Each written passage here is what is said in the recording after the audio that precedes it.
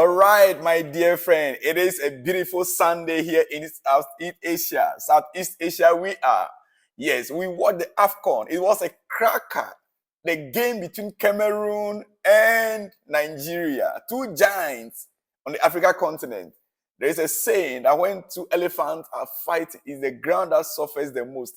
Indeed, the pitch in Ivory Coast suffered it the most. My goodness, what a match. What a game that was. By the way, Onana benched again for the second time in this AFCON after his arrival.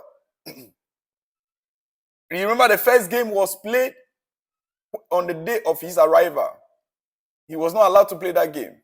The next game he played, but all of a sudden news came from everywhere around Cameroon that the coach is being unfair to the players that have been in camp for 2 weeks before his arrival. And indeed, looking at it carefully, it doesn't make sense. The player put his club, Manchester United, ahead of his national team, Cameroon. He put his club, Manchester United, ahead of his national team, Cameroon. It is never done. A British player, English player will never put Manchester United ahead of England call-up. Get it from me once again. An English player in England, will never put Manchester United ahead of England call-up. You can go and check it anywhere. It is never done. But Onana put Manchester United, not as if you are just signing for them newly, not as if you were injured, but you put a game against Tottenham. Beg your pardon. A game, for what reason? And he was still welcome into the squad. Was he thinking, I don't know what was going through his mind, that as soon as he arrived, he'll be given the straight away, because he's the only goalkeeper in the whole of Cameroon. Even if there is none, they should let their striker go to keep the goalpost instead of him keeping it. What a disrespectful goalkeeper Onana is. Even when he was even given the opportunity, he still considered 2 goals. He considered 2 goals. I know now that Nigeria knocked Cameroon out, yes, he will. But the next thing you see on social media, he will go and post some nonsense out there on social media. But I believe he was treated the way he deserved to be treated. And he doesn't deserve to receive a call-up again from the national team. Onana, go and stay in Manchester United. Don't ever come back again. You Cameroonians, you're having too good to him. Well, let's move to the major issue. Nigeria, the Super Eagles, they finally flew. The Super Eagles have grown from Super Chicken to Super Eagles. It is no longer Super Chicken. They are now Super Eagles indeed. They buried the game. Look, Victor Osimhen was all over the place. He was all over the place, standing firm. Even when he was standing firm. He cut the heart. He played with heart. Victor Osimhen played with heart. He played the match tonight for Nigeria with heart. He put every effort in it. Personally, he didn't score a goal, but his impact, his runs, my dear friend Chelsea, we have a player at hand. We have a player that is going to put the defenders in the Premier League on their toes. Look, Cameroonian defenders, this night, in fact, they will have to go and get some treatment. What Victor Osimhen did to them, my goodness. The runs from behind, the runs as tall as that is how he runs with the ball. He terrorized the defense of Cameroon, even though he didn't score the goal. He didn't score any goal, but he created opportunities for his team. He put the defenders of Cameroon on alert every moment, making room for the attackers of Nigeria to attack.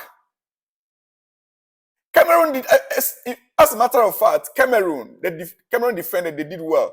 If not for how smart, how strong and fit the defenders of Cameroon were, Victor Osimhen could have gotten about like a hat-trick. But because they were given a specific task to mark and match Victor Osimhen, that is why he couldn't score a goal. That is why. In all, Nigeria, Super Eagles, finally. Go and, I believe, look, let me hear from you, my fans in Nigeria. How is Nigerian bubbling tonight? Saturday night right there in Nigeria. Yeah. How are you guys doing? Let me hear from you guys at the comment section. I know tonight the celebration. Nigeria, Super Eagles, they are. But your next game is against Angola. They were tag underdogs, but they see off Namibia 3-0. Have that in mind. Angola were tag underdogs, but they see off Namibia 3-0. Nigeria will have to go back and do their work very well, because in some dangerous situations, Cameroon, whether they got tired, if they were to press a little harder, they would have scored. They would have equalized all the 2 goals that Nigeria scored. But it looks like they were tired or they've given up. Cameroon gave up so early in the game. And because of the breaks, too many breaks in the game, the injury to the Nigerian goalkeeper caused a lot of breaks in the game. And the momentum from the 80th minute, that momentum that Cameroon was playing with, if not for that injury, that break, the momentum would have continued. We would have seen a different side of Cameroon. So Nigeria, you guys need to go back to the drawing board. Don't over-celebrate this victory over Cameroon. I know this is neighbors. Nigeria, Cameroon, they are sharing border. This is like neighborhood fights. Don't over-celebrate. Go back and analyze Angola's game very well. Plan towards it and deliver. Otherwise, what Angola will do. Well. Man of the match is no other person but than Ademola Lookman. He did extra. In fact, what he did on the pitch, I don't know the energy, what he has taken in. So strong, he was all over the park.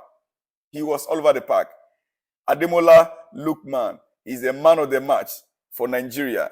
Okay, before I let you go, yes, because this one I came with AFCON Nigeria won. That is why I brought you this news this afternoon. From here in Southeast Asia, the match was played last night. I'm supposed to bring you this news earlier on.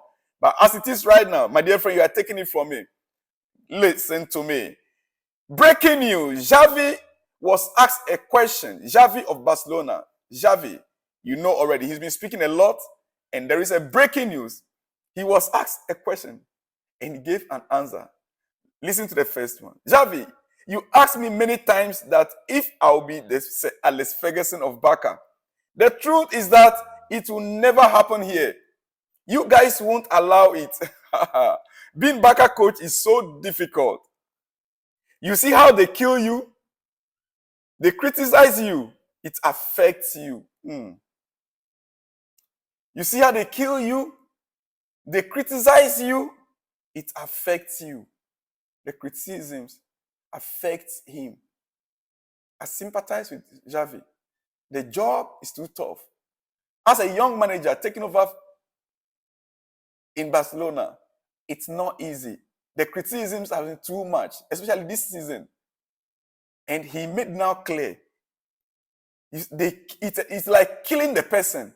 He said, you see how they kill you, they criticize you, it affects you. It affects you. Ladies and gentlemen, let me announce to you, Xavi has announced that he's leaving or departing from FC Barcelona in June. That is end of this season. He doesn't want to die early. He said, they criticize you, they kill you. He said, you see how they kill you, they criticize you, it affects you. You see how they kill you, they criticize you, it affects you. And he announced that he'll be leaving FC Barcelona at the end of this season. That is June. He said, I will leave Barcelona in June. We have reached a point of no return. It's time for change. It's time for change. As a Kule, I think that it's time to leave. I spoke with the board and the club today. I will leave on the 30th of June. Just yesterday, he said yesterday before yesterday, the board said they were fully behind him. He agreed to that he's going to be there as long as today. The pressure was too much. He went home last night, I believe.